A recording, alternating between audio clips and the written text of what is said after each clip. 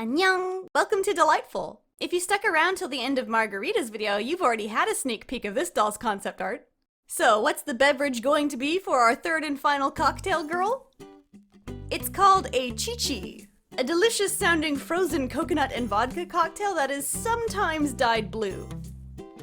It sounds a lot like a pina colada, which is my actual favorite cocktail, but you know, pina coladas don't have much color and I really wanted a blue doll to complement Mai Tai and Margarita. The only other blue beverages I could find were like Blue Hawaiian or Blue Lagoon, which don't sound like names, you know? Chi-Chi is really cute, so let's roll with it. I want this character to be short and curvy, so I'm going to start with Generation 3 Draculaura. Gen 3 Abby might have been a better choice. I like her larger bust and wider shoulders, but I love this doll so much and I only have one of her, so I couldn't bring myself to deconstruct her. You're safe in my collection for now, Abby. I'm going to fast forward through the preparation phase this time because I want to spend most of this video talking about her hair.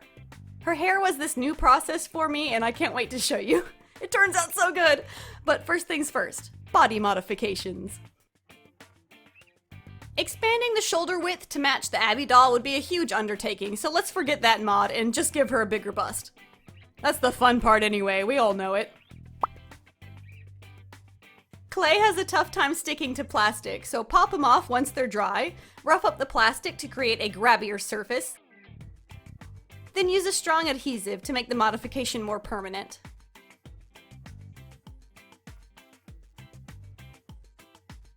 Speaking of permanence, it pains me to do this, but I decided to lock off her ribcage articulation. I know, customizers like myself usually can't get enough articulation, but this joint is problematic. I know from past experience that a painted doll will rub off at the joints no matter how careful you are. This doll's bikini outfit means this joint will be in plain view and look terrible as soon as the paint starts rubbing off. So I'm willing to sacrifice the articulation for a cleaner end product. As you saw, I sunk 3 pins into the ribcage to lock the joint, and I'm going to smooth that over with more clay. While we've got the clay out, you guessed it, it's time to sculpt all the fruits and accessories. Half a coconut, pineapple slices, banana earrings, and a couple more colorful fruits should do the trick. Once everything is sculpted and dry, smooth the pieces with sandpaper. Now to make the fruits come alive with a touch of acrylic paint. I'm using plenty of my fluorescent paints this time because I want a super bright and punchy color palette. Well, don't I always want that? Don't just paint something one solid color. Add dark lines and highlights to bring out the edges of these pineapple rings, for example. Miniatures like this will read better at a distance and be easier to see if you exaggerate shadows and highlights like this. A little tip I picked up from my husband.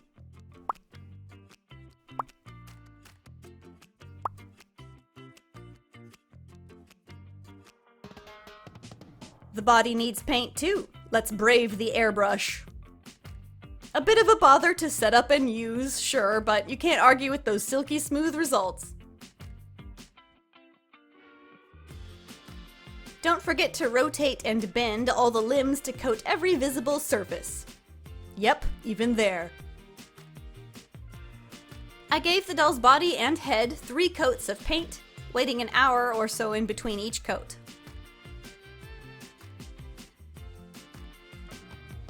Foolishly, I forgot to fill the doll's hair plugs with clay before the paint, but I'll just patch that up now.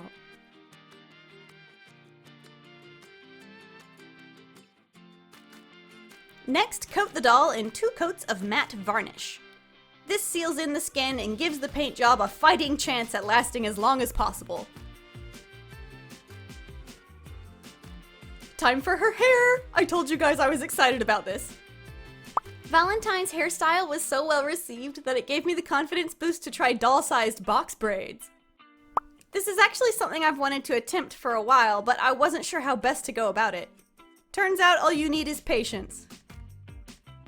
So, before we can begin the reroot proper, we must first divide up her scalp into sections.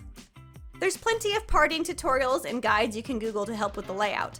I landed on a medium to small size bricklayer pattern because I want a full head of thinner braids. I mix a color that's slightly lighter than her skin tone to map out the sections. You'll notice I drew past where the end of the factory doll was rooted. I want to give myself as much hair space as possible. Next, I use gouache paints and a pencil-thin brush to draw on the hair sections. I started in the back to hone my technique. These first squares look pretty sloppy, but you'll never see them, so it's fine. I got better as I went along, and after listening to a couple hours of podcasts, I painted in all the squares and the delicate baby hairs at her temples and forehead.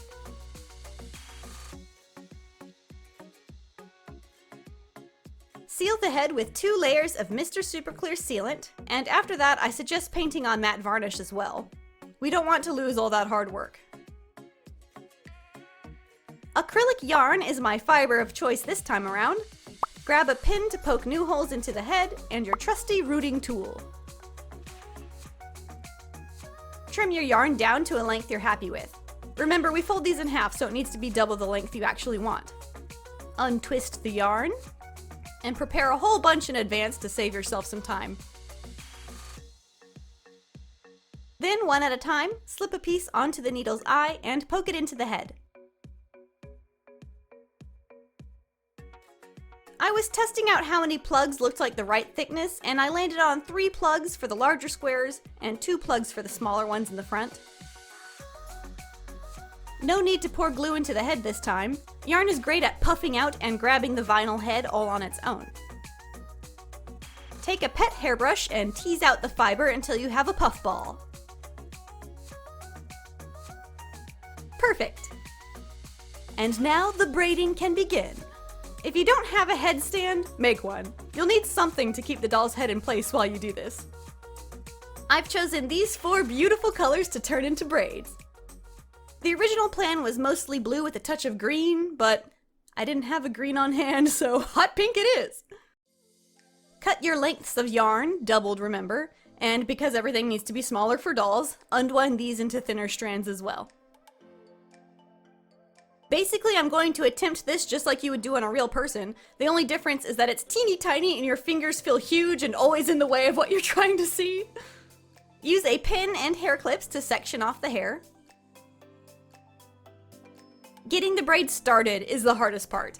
I tried a couple different techniques, but I'm not sure I ever quite got the hang of it. Some braids look better than others at the base, but overall I think they came out acceptable. I'm sure any actual hairdressers watching this video are cringing super hard, but I tried my best, okay?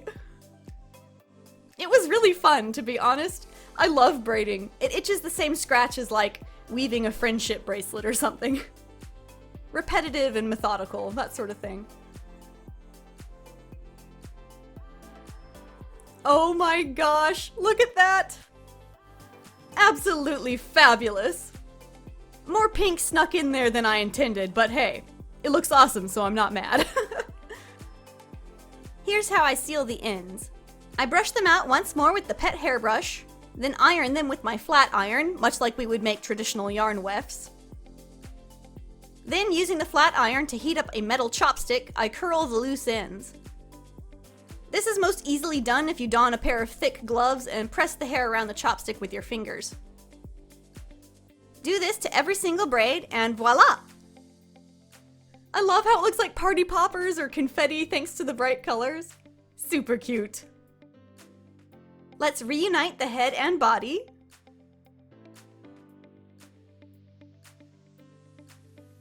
Oh my gosh, she's so pretty. We could style her hair any way we want. Little buns. A top knot?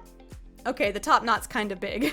But the point is, we can flip-flop the hair any which way, and it looks so realistic thanks to the scalp base that we so painstakingly painted. I'm very satisfied with this.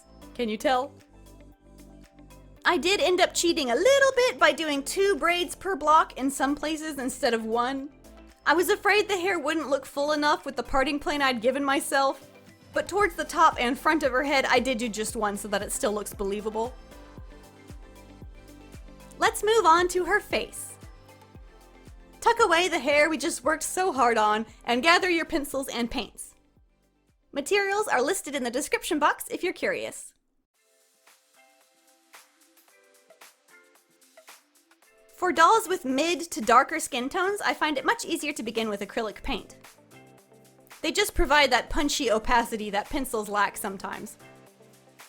I paint on her lip color and paint the entire eye white as a base layer. I did about 3 coats of white for maximum contrast. I do switch to pencils on occasion, but for the most part I stuck to acrylic paints and gouache this time. You can also wet the pencils themselves and paint on the pigment like I did for her lash line.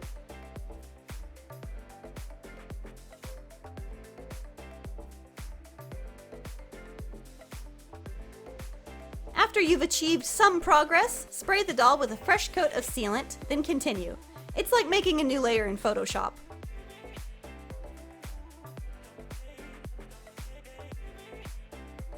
One reason I kept coming back to acrylics was because I wanted to use those fluorescent paints again. I need the eyeshadow to be as bright as the fruit on her head, or else it's not going to show up. I start with the primaries, yellow, red, and blue.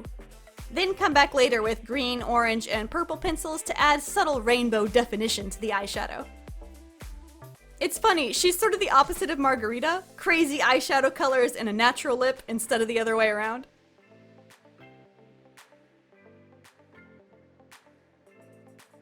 There I go, adding those secondary colors right at the end. After one more spray of MSC, I paint high gloss varnish onto her lips and irises for shine.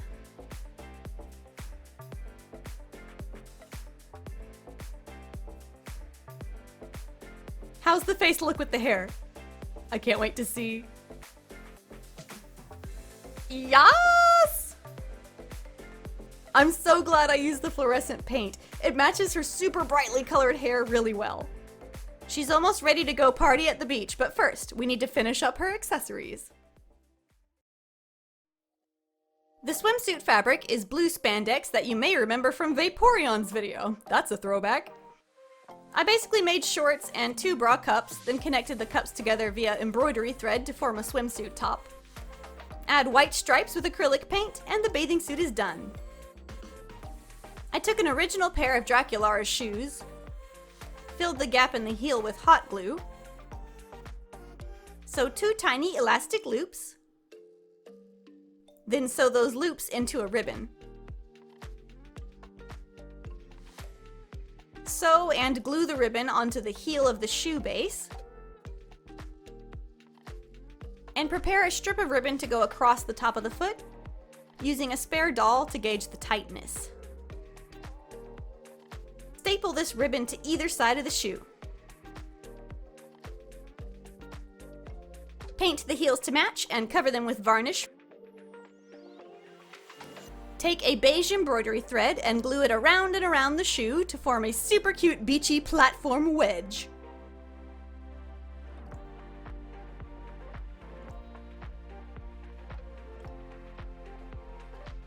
Glue a piece of felt on the bottom to cover up the threads. And for the final touch, I hot glue on some teeny tiny fabric flowers that I prepared off screen. Look at these shoes! Oh, I would buy these shoes in a heartbeat if I was going on a beach vacation. And if you like the shoes, you're going to love her bag. I mentioned friendship bracelets earlier, and in a similar vein to that, we have macrame textile art, yet another hobby I have dabbled in. Well, here's how to make a tiny macrame bag out of rope and embroidery thread.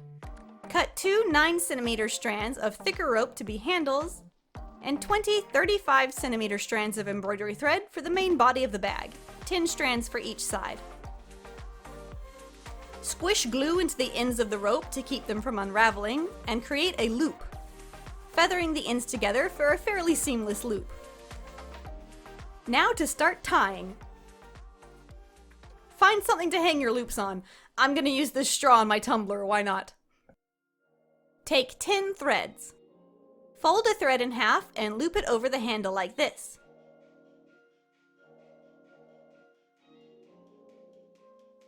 Attach all 10 threads the same way. Position them on top of the glued together area of the handle to help strengthen and hide this spot. Set the last thread on each side out of the way. Begin tying the threads together like this, 2 at a time. Work your way all the way across a row, trying to keep the height consistent. The spaces between my knots for this entire bag are roughly 1 centimeter. On the next row, separate the threads from the previous knot and tie 2 together again. See how the diamond pattern is already forming? Pretty simple, right? Continue doing this for a total of 5 rows, dropping the outermost strands at each iteration. Repeat this process for the other side. And now we're going to join the 2 sides of the bag together. This is a little hard to see because there are so many overlapping threads on screen now, but place the halves on top of each other and starting from the top, make the same knots all the way down with those loose threads. The sides of your bag are now connected. Group the bottom threads together. You should have 10 groups of 4 threads each. Separate the 4 and knot 2 threads together from opposite sides of the bag. This forms the 6th and final row.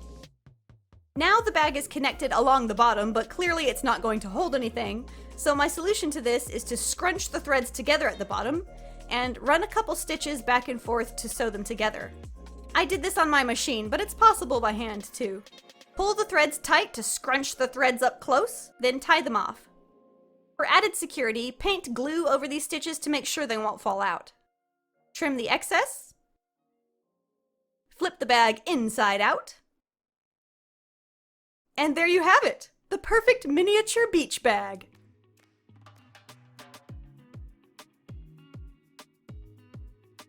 Lastly, the headband.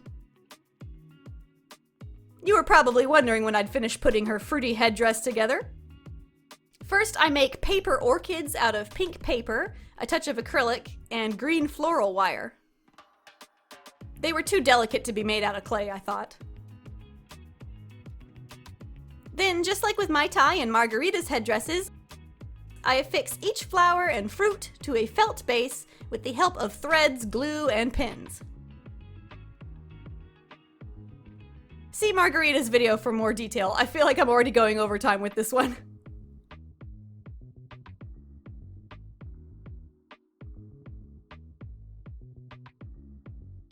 A couple other final touches I wanted to mention. I gave her super long neon green fake nails using paper and super glue, then topped them off with some glossy varnish. I also painted gold tattoos here and there all over her body. I'm imagining those metallic temporary tattoos that were a fad for a while. Is that everything? I think so. I try to pour my heart and soul into every doll I make, but it is true that some projects are more fun than others. I mean, it shows, right?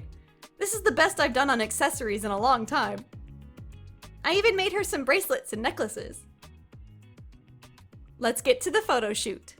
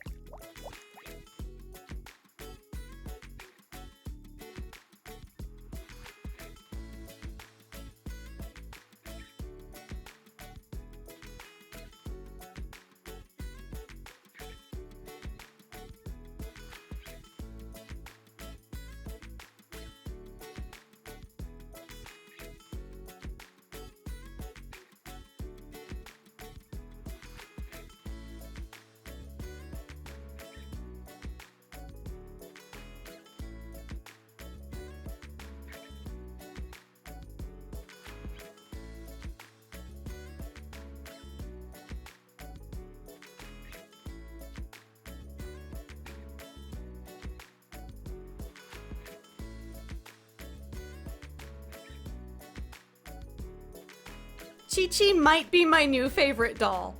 I enjoyed every step of the process from head to toe. And I love how many textures are incorporated. We've got paper flowers, clay fruit, yarn hair, a woven bag, plastic bead bracelets. She's so multimedia. Her color scheme is awesome, and she looks great with my other tropical girls. What can I say? I love summer, I love the beach. Something tells me I'll have these three on display year-round. Thank you so much for watching. Have a great summer, and stay artsy! Annyeong!